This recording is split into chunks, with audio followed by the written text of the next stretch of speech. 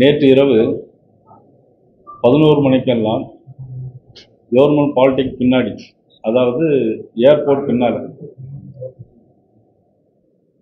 19 வயது முதலாம் ஆண்டு படிக்கிற ஒரு பெண் அவருடைய நண்பரோடு வந்து காரில் இருக்கும்போது 3 பேர் வந்திருக்கிறாங்க.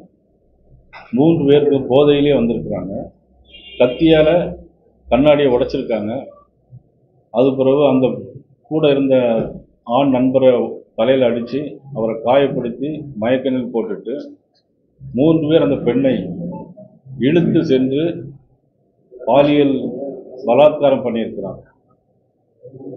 அதன் பிறகு அந்த பெண் சொல்லதுக்கே ரொம்ப வருத்தமாக இருக்கு. எங்களுக்கு நாக்கோட கூசு. ஆடை இல்லாமல் அந்த பெண் தனியாக வந்திருக்கிறார்.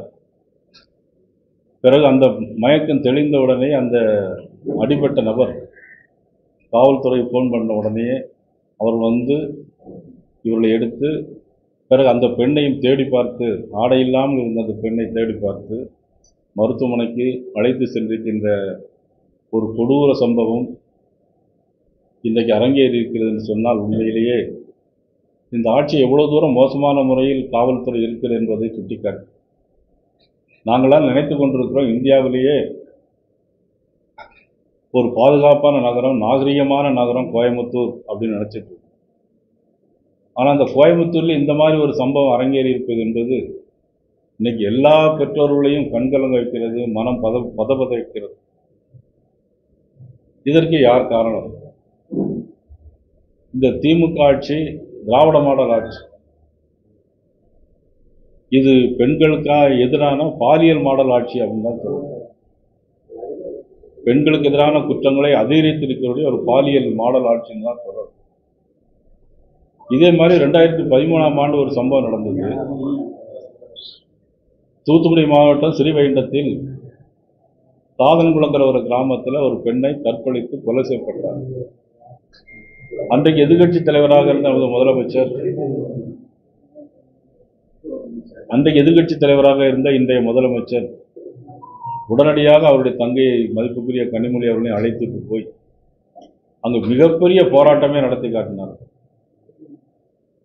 கரூரில் நடந்த 41 பேர் படுகொலை அப்படிதான் சொல்லணும். அதற்கு இரவோடு இரவாக வந்த நமது முதலமைச்சர் நேற்று நடந்த சம்பவம் ஒரு சாதாரண சம்பவமாக யாரும் நினைத்து விடக்கூடாது. ஆனால் இன்று வரையிலும் மதிப்புக்குரிய கனிமொழி அவர்கள் எந்த இதுவும் பேசியிருக்காரா என்று சொன்னால் எனக்கு தெரியவில்லை. நீங்கள் தான் கேட்கணும். முதலமைச்சரும் இதுவரைக்கும் எந்த விதமான அறிக்கையும் இதுவரைக்கும் தந்திருக்காரான்னு சொன்னால் அதை பத்திரிகையாளர்கள், ஊடக நீங்கள் தான் அதை பற்றி கேட்கணும்.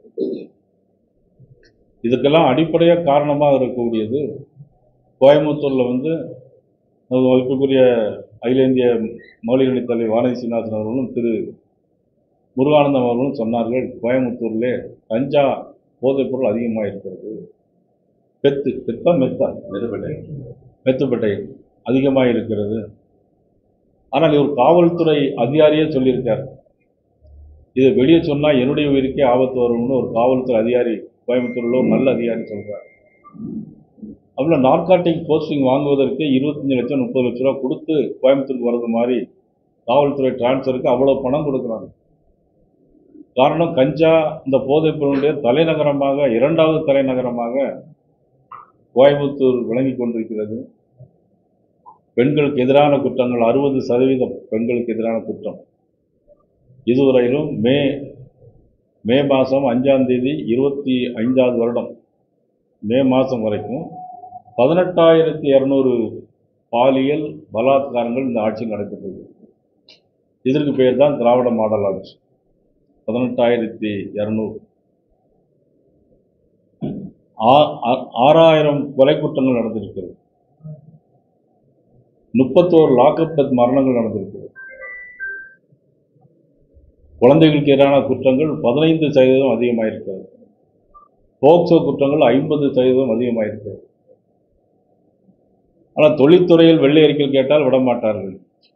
வெறும் பேப்பரை தான் காட்டுவாங்க தொழில்துறை மந்திரி.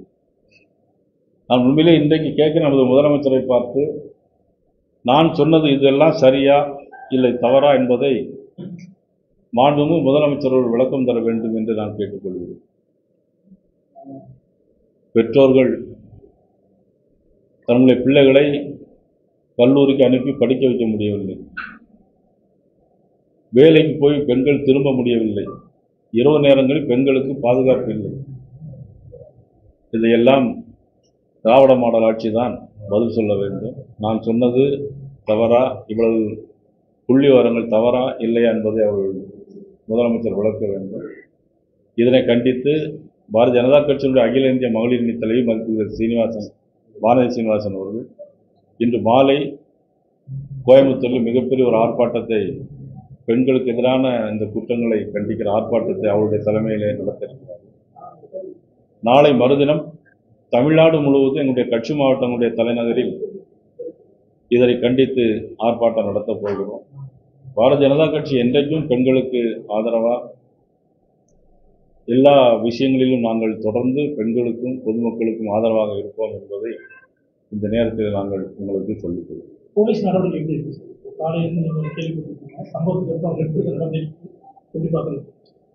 போலீஸ் எந்தவித நடவடிக்கையும் இதுவரைக்கும் எடுக்கல. ஆனால் ஒரு போலீஸ் சார்பாக ஒரு வீடியோ வந்திருக்கு. அந்த வீடியோவில் என்னென்னா, அந்த இடத்த அப்படியே வீடியோ எடுத்திருக்காங்க. வீடியோ எடுத்து கவர்மெண்ட் பாலிடெக்னிக் பின்னால் உள்ள நடந்த சம்பவம், கார் நின்று இருந்த இடம், கண்ணாடி உடைந்த இடத்தையும் காட்டியிருக்காங்க. அதுக்கப்புறம் அந்த ஒரு முள் இதில் மேலே அந்த பெண்ணுடைய ஆடை அப்படியே கிடக்கிறது. இதையும் எடுத்து காட்டிட்டு காவல்துறை ஒன்றும் சொல்லியிருக்காங்க. என்ன சொல்லியிருக்காங்க அப்படின்னா, இனிமேல் பெற்றோர்கள் தயவுசெய்து பெண்கள் கவனமாக பார்த்து கொள்ள வேண்டும், பெற்றோர்கள் பார்த்து கொள்ள வேண்டும் அப்படிங்கிற ஒரு அறிவுரையை மட்டும் அவங்க சொல்லியிருக்காங்க. இன்னைக்கு ஜிஹெச்சில் நிறைய போலீஸ் பாதுகாப்பு போட்டிருக்காங்க, யாருக்கும் அங்கே அனுமதி இல்லை. ஆனால் கேட்டால் சிறு சிறு மைனர் இன்ஜுரி தான் ஏற்பட்டிருக்கு அப்படிங்கிறாங்க.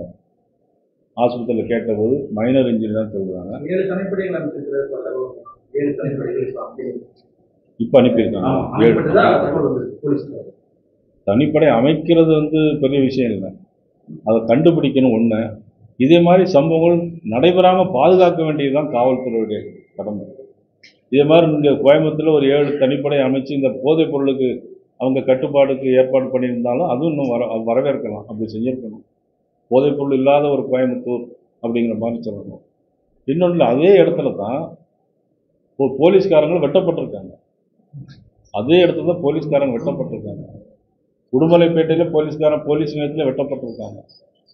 இன்னொரு காவல் நிலையத்தில் ஒரு பாதிக்கப்பட்ட அண்ணனுக்கு பதிலாக ஒரு தங்கை அவங்க போய் போலீஸ் கம்ப்ளைண்ட் கொடுக்க போயாச்சுன்னா, இவங்க ஜாதி ரீதியாக அந்த பெண்ணை இன்சல்ட் பண்ணி வெளியே அனுப்புகிறாங்க. இந்த மாதிரி சம்பவம் தமிழ்நாட்டில் மட்டும்தான் நடக்க முடியும்னு நினைக்கிறேன். பெண்களை இப்படி அவமதிக்கிற ஒரு திராவிட மாடல் ஆட்சியாக தான் நினைக்கிறேன். முதலமைச்சர் அதுக்கு என்ன பதில் சொல்ல போறாரு, என்ன விளக்கம் சொல்ல போறாருன்னு தெரியல.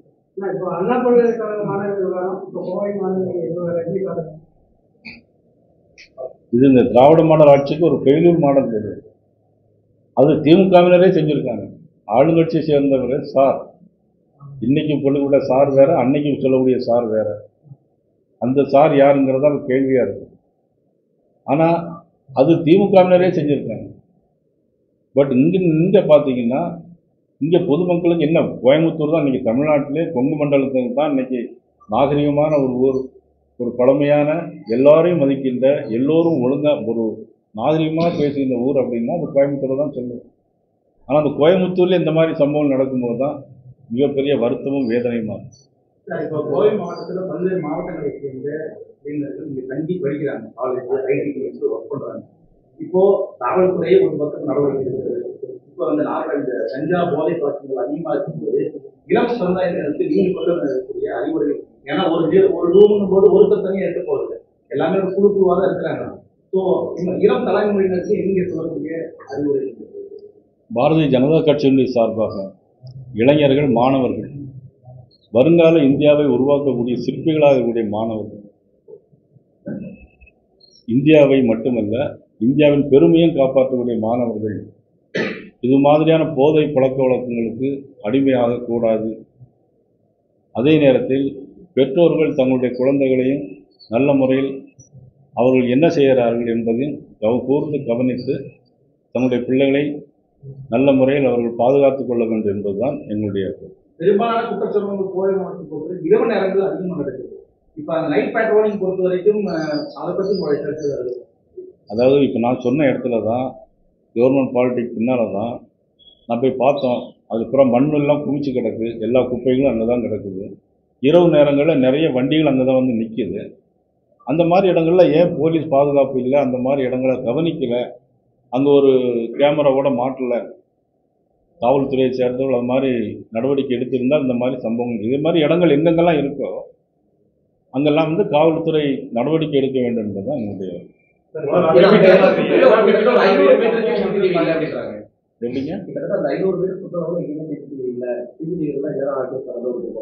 சிசிடிவி மட்டும் இல்லைங்க, அந்த இடத்துல போலீஸ் ஏன் காவல் பெட்ரோல் ஏன் போகலை, ரோந்து இல்லை, அந்த இடத்துல போலீஸ் வரலங்கிறத தெரிஞ்சுக்கிட்டு தானே தவறுகள் அங்கே நடக்குது. மத்திய மாநில அரசு கட்டுப்பாட்டு சும்மா போட்டு அதை வந்து மத்திய மாநில அரசு கையை பொறுத்தவரைக்கும் அதாவது மத்திய மாநில அரசு அந்த இடத்தை எடுத்து வேறு என்ன இதுக்கு பயன்படுத்துகிற நோக்கங்கள் வேறு. தமிழக காவல்துறை என்ன பண்ணுங்க, நீங்கள் இரவு நேரங்களில் ரோந்து போக வேண்டியது காவல்துறையுடைய கடமை. அதை கட்டுப்பாட்டில் வைத்திருக்கிற முதலமைச்சர் ஏன் அதை கண்டுகொள்ளவில்லை? எதிர்கட்சியாக இருக்கும்போது போராட்டம் நடத்துகிறீர்கள், ஆர்ப்பாட்டம் நடத்துகிறீர்கள். ஆளுங்கட்சி உங்களுடைய ஆட்சியில் இப்படி நடக்கும்போது தான் ஏன் செய்யலை? இந்த 5 ஆண்டு காலத்தில் நீங்கள் எதற்கு முக்கியத்துவம் கொடுக்குறீங்க? உங்களுடைய மகன் துணை முதலமைச்சராக வருவதற்கு எவ்வளவு முயற்சி பண்ணுறீங்க. உங்களோட முதல்வர், உங்கள் ஊரின் முதல்வர், இப்படியெல்லாம் திட்டங்களுக்கு ஸ்கூலை லீவ் விட்டுட்டு அதற்கான முயற்சி பண்ணுறீங்க. பள்ளிக்கூடங்களில் பிள்ளைகள் படிக்கிற ஸ்கூலில் லீவ் விட்டுட்டு அங்கே போய் உங்களோட முதல்வர் திட்டம்னு எல்லாம் சொல்கிறீங்க. நீங்கள் ஏன் இதற்கு ஒரு முக்கியத்துவம் கொடுக்கல? காவல்துறை ஏன் உங்களை கட்டுப்பாட்டில் வைக்கலைங்கிறது தான் என்னுடைய கேள்வி. அப்பா என கூறிவிடும் முதல்வர் தந்தையாக இதில் என்ன செய்ய வேண்டும்? காவல்துறையை கையில் எடுத்து காவல்துறையை முறையாக பயன்படுத்தி சட்டம் ஒழுங்கை பாதுகாக்க வேண்டும் என்பதுதான் முதலமைச்சருடைய கடமையாக இருக்கிறது. போன்ற நபர்கள் மேல வழக்கமாக வழக்கு பதிவு, பாத்ரூம்ல வழக்கு போன்ற அதை தாண்டி என்ன ஆக்ஷன் எடுக்கணும்? ரிப்பீட்டடா நடந்துட்டு தானே இருக்குது. என்னதான் ஆக்ஷன் எடுக்கணும்? சொல்யூஷன் நீங்க வந்து சஜஸ்ட் பண்றீங்க? இல்லை, இவங்களெல்லாம் உடனடியாக கண்டுபிடிச்சு குண்டாசில் போடணும்.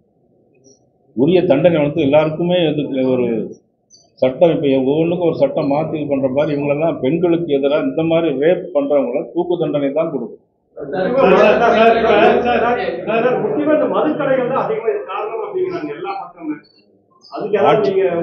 அவங்களுடைய தேர்தல் அறிக்கையில் சொன்னாங்க, ஆண்டுதோறும் படிப்படியாக மதுக்கடைகளை குறைப்போம்.